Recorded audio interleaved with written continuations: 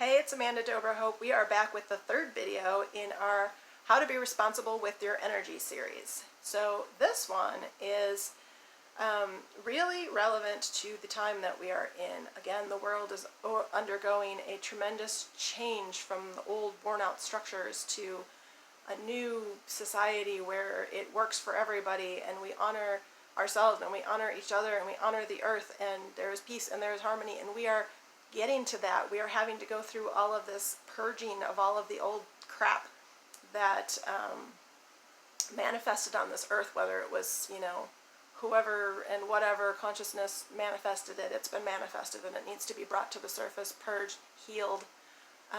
So what I want to talk about, though, is how do we do that responsibly? How are we responsible with our energy when we help heal these things? So I've written about a lot of these things in a lot of my books, and really the world responds best, law of attraction, law of energy. I don't follow any of these things 100% because there's always nuances of, ways that it works and ways that it doesn't, and ways that somebody says it does and ways that somebody says it doesn't. But the main point is that you want to focus on what you want. You want to focus on the change you want to see.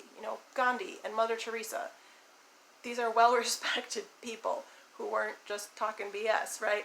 So Mother Teresa said to people who invited her to anti-war rallies and anti-this rallies, she said, I'm not going to come to an anti-war rally, but the minute you decide to do a peace rally, I'll be there. So the fact is that it's focusing on what you want. And that doesn't mean that we all sit back and we don't do anything and we don't help rectify issues. I mean, I've talked in my last book, The Healing of the Masculine and Feminine, I talked about restorative justice. And so when wrongs are committed, we go in and we make sure that the process is completed. And a lot of times with our justice system, it's not completed. So even if someone is brought to justice, which a lot of times they're not, the process of the healing for the people who have been impacted, the people who committed, everybody else, in between, it just never completes itself. And the healing doesn't happen. It's just, if the person actually does get prosecuted, you go to jail, well, or you go wherever, well, that doesn't help that person not continue to have whatever in them that made them act out that way in the first place.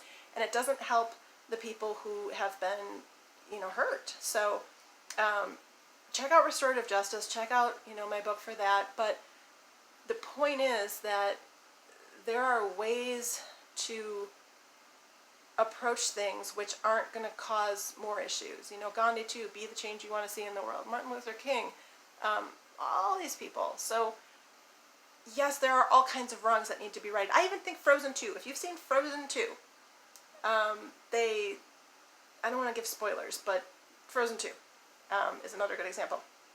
So wrongs need to be righted. I mean, I talk about indigenous cultures and all kinds of wrongs that need to be righted there. I've talked about that before. I lived in Hawaii for a while, and I found myself in the middle of a controversy on a bike path. There was one group of people, it also had something to do with the government, that they were building this bike path, which was great. People needed it for exercise, they needed it to be able to get places, to not have to always take the road.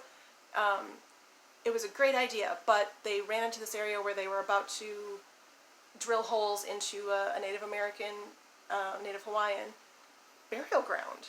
And you can't do that. I mean, nobody was drilling holes into the other cemeteries. Why did they think that was okay? Just because that culture is sustainable and gives back to the earth, why is it okay to drill through their bones? It's not.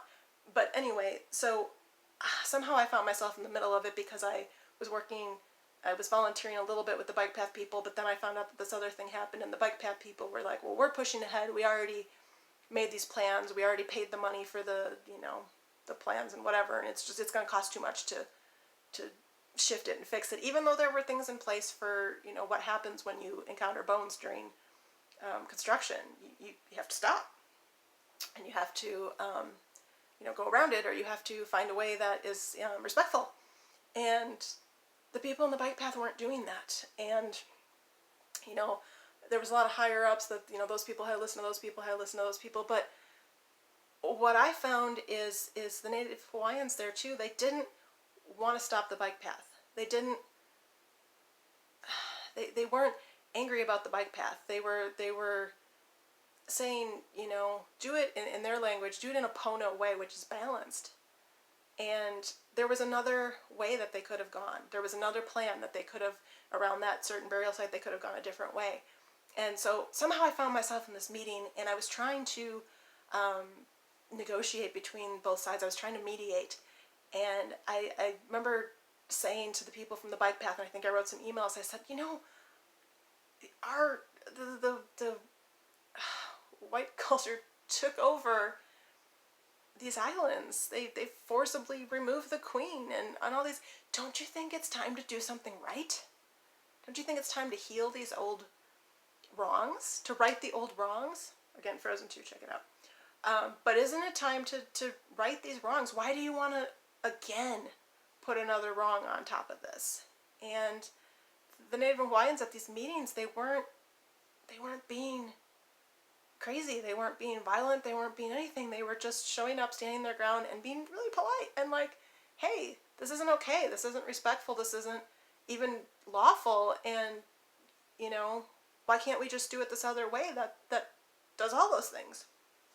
And so the point is, there are ways to right these wrongs, but we need to do that personal work, do that personal growth work. The more of us that do the personal growth work, the more of us, I say this in my new book, in the Healing of the Masculine and Feminine, when people learn to respect themselves, they're going to respect the people around them, they're going to respect the earth around them, and it's going to go from there. When you're all tied up in all kinds of junk in yourself, it's harder to respect the people around you, the earth around you, and everything if you're not even respecting yourself. So again, there are ways to right these wrongs. You know, uprisings and things like that, yes, they need to happen, but do we need to cause more damage? Do we need to hurt more people? Love is what's going to solve all this. Frozen 1. But yes, these things have to be addressed too. I'm not saying don't address it. I'm not, like I said, restorative justice, you know, the Hawaiian bike path thing.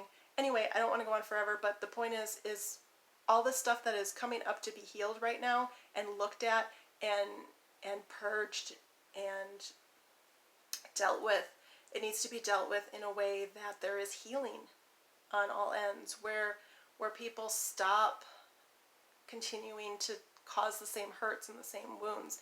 But that stuff isn't going to shift by, you know, anti this or war or you know, whatever.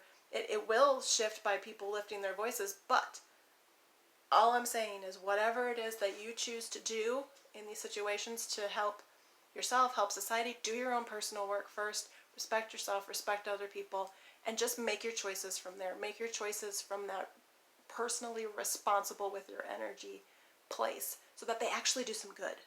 And it's not just a bunch of noise that isn't doing anything. And, you know, you may say, well, if you don't make any noise, it doesn't do anything. Correct. I'm not saying don't do it. I'm not saying don't do it. I'm just saying check with yourself. And when you move forward and you make a choice, think about what it is you want, first of all. What do you want? Do you want anti this, or do you want, you know, anti-war, or do you want peace? So we want to focus on, you want peace. Well, how do we get there? What things can we put into place? What measures, what ways of dealing with wrongs can we put into place to get there? Start having discussions, start doing roundtables, but don't talk about what we don't want. Talk about what we do want. You know, anti-drug stuff. What did that do? It just brought more drugs to the different countries. So anyway, let's just take a lesson from Mother Teresa and Gandhi and the law of attraction and focus on what we do want. Make the change in yourself, make the change out in the world, but do it from a personally responsible with your energy place so that it actually does something and we can actually change the world and we can actually be loving and kind and harmonious and respectful of ourselves and everyone and everything around us, all of us. So thanks for listening. That concludes this series on being responsible with your energy, I think, unless something else comes up. Catch you next time.